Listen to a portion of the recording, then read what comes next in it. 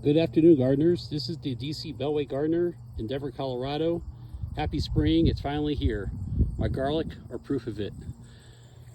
It's a cool day on Monday, May 6th near Denver.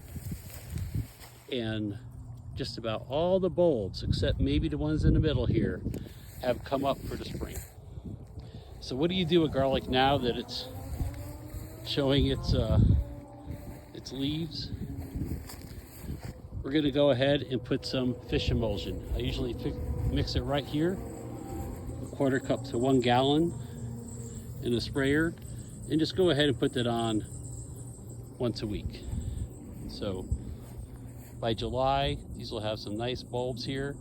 In between, you can get to harvest the green garlic and the garlic scapes when they start to come up through the center. It's time to grow again. Stay tuned and I'll update you as I plant here in Colorado.